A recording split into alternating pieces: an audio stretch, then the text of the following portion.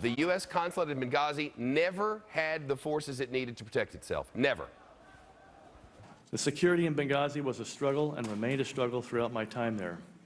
The situation remained uncertain, and reports from some Libyans indicated it was getting worse. Diplomatic security remained weak. In April, there was only one U.S. diplomatic security agent stationed there. The RSO struggled to obtain additional personnel, but was never able to attain the numbers he felt comfortable with. A former State Department regional security officer in Libya, Eric Nordstrom, also testified today, and here's what he said.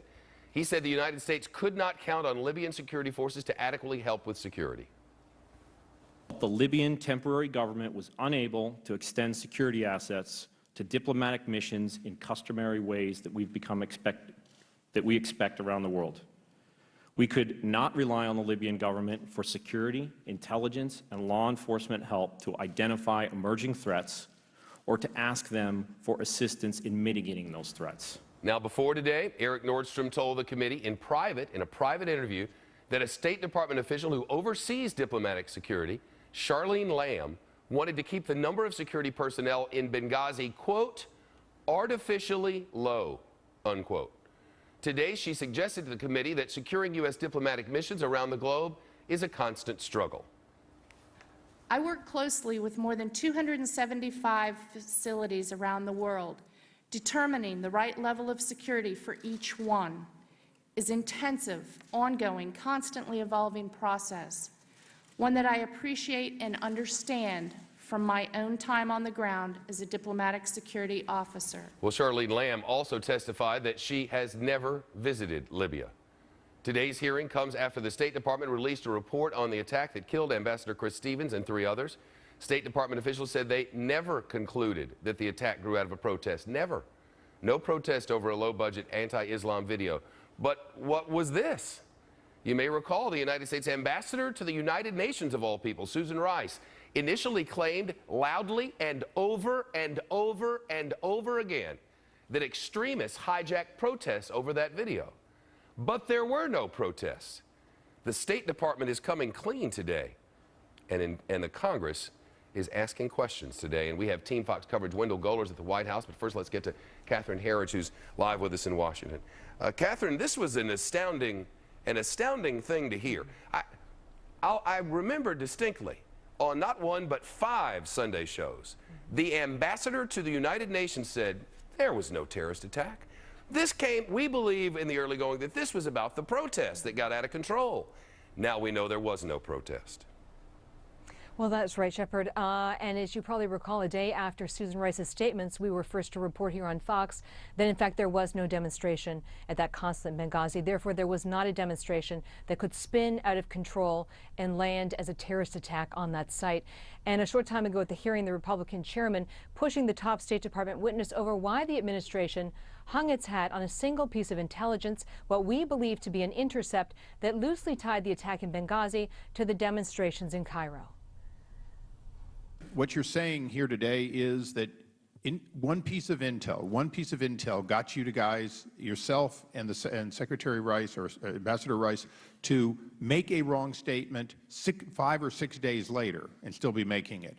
Because Sunday is a long time after Tuesday. So you're saying that you got it wrong and it stayed wrong. You didn't know any better between the 11th and the 16th. Is that right? The information that was available. The information that was available from the intelligence community to both myself when Ambassador, you're a great witness historically. I asked you, did you have any contrary knowledge over those 5 days? That's all I want. No, sir. Okay, you didn't know any better for the next 5 days. Is your testimony. Thank you, Mr. Jordan. And it was a very similar heated exchange with the State Department employee in charge of international programs who oversaw the security, and why her office repeatedly refused calls for more help on the ground, Shepard. So there are more claims today of this substandard security situation. More than anything, what we heard is that they wanted to keep the number of security personnel artificially low. Why in the world would you do that? Well, the question before the committee today, Shepard, is really whether the decisions on security were driven by a political agenda. And that's one of the things the lawmakers are trying to get to the bottom of. You recall that on September 17th, we reported that there was no demonstration and that the consulate did not meet the specific physical security standards that are laid out by the State Department for a post that's in a high-risk area for terrorism or civil unrest. And today that fact was placed into the public record. Did the buildings in Benghazi meet the so-called Inman standards? After the bombings in Beirut, we went back as a government, formalized some minimum standards. Did they or did they not meet those minimum standards? Neither the buildings in Benghazi nor the buildings in Tripoli met those standards, nor was there a plan for the next phase of construction, what was called the interim embassy. Would they meet the standards either?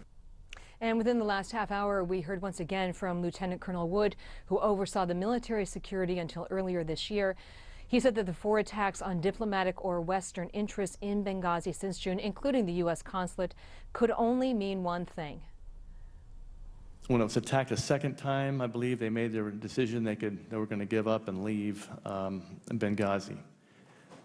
When that occurred, it was apparent to me that we were the last flag flying in Benghazi.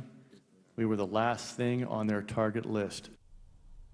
And one of the more surprising statements in the hearing is that the 2 State Department witnesses, Charlene Lamb and Ambassador Kennedy, neither of them have been to Libya and been on the ground, yet they were making decisions that impacted the very physical security for the ambassador, Shepard.